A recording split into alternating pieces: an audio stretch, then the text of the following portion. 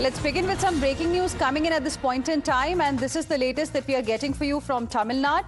A BJP functionary has been brutally hacked to death by an unknown gang in Dindigul district of Tamil Nadu. The deceased has been identified as 39-year-old Balakrishnan, and sources say when Balakrishnan was hanging out with his friends around 6 p.m. yesterday, the assailants arrived on motorbikes, surrounded him, attacked him with sharp weapons in full public display. The police were immediately alerted by the bystanders, but before they could reach the spot, the assailants had already fled the scene of crime, leaving behind Balakrishnan's body covered in a pool of blood. Police later sent the victim's body to Dindigul District Government Hospital for post-mortem, and preliminary inquiry suggests personal vendetta as the motive. Police have also said they could furnish further details only after a thorough probe in this particular case. Let me go across to my colleague Dharini joining us on the broadcast. More on this. Dharini, this is an extremely shocking news that we've got from Tamil Nadu this morning. Chilling murder in full public glare.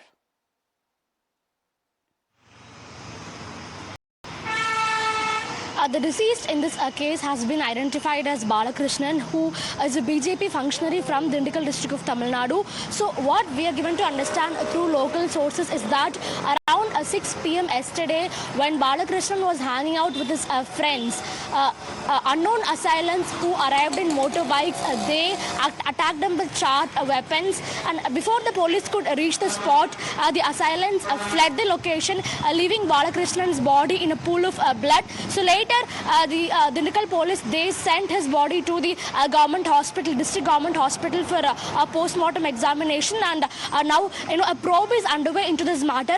But a preliminary inquiry suggests that a personal vendetta can be the motive behind this crime, because they're given to understand that Balakrishnan was involved in resolving financial disputes between local people there, and personal vendetta in connection with the financial dispute could be the reason behind this crime, is what police tell us. But still, only a thorough probe into this matter in the coming days will be able to fetch us exact details. But the visuals from the scene of crime definitely look very shocking, because in the visuals we can very clearly see Balakrishnan's body lying in a pool of blood.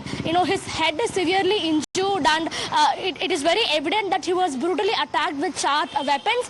No arrests have taken place in this case so far. Unknown assailants who arrived in motorbikes, were the ones behind this incident, and the police have launched a probe to nab the accused in the first place, and also they're trying to retrieve the CCTV footages from the surrounding area.